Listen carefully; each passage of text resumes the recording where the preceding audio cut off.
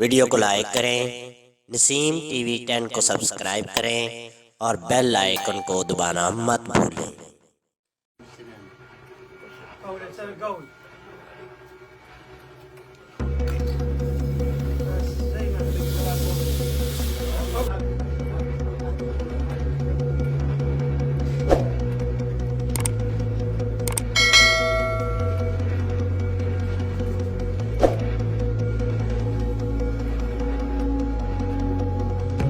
ويمكن المجلس العرفي دي عليه أكثر من 250 سنة، أكثر من يمكن من 300 سنة، جيل يجي ورا جيل.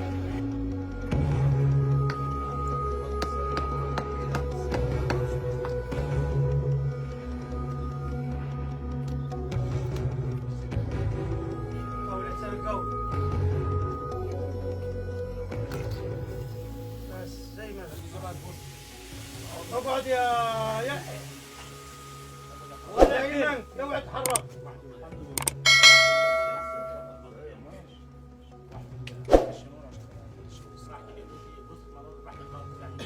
عيد ايه وليدي والله بريء برية الله يبارك عندنا فيه، الله اقسم بالله يا رب. الله يا شيخ برا يا حاج الله يبارك عليك. برا خلا وعدت الله بيننا وبينها ربنا يا رب. والله وانتم مقعدكم ريتوا والله استحالة، والله عملت حالة، والله عملها بعيد ولا نجاها.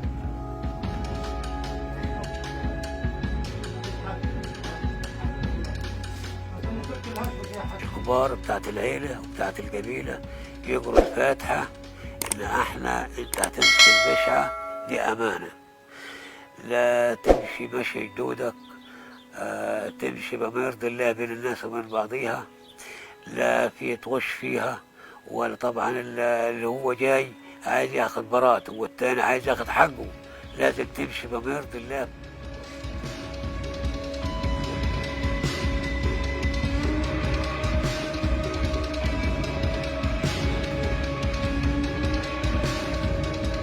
يعني طبعا عموم الشعب المصري عرف ان دي بتطلع الحقيقه وبتظهر الساده من الكذاب، فكله لجأ لينا. لازم يروح مثلا الشرطه مثلا تاخد شهر وشهرين وثلاثه لما تظهر الحق.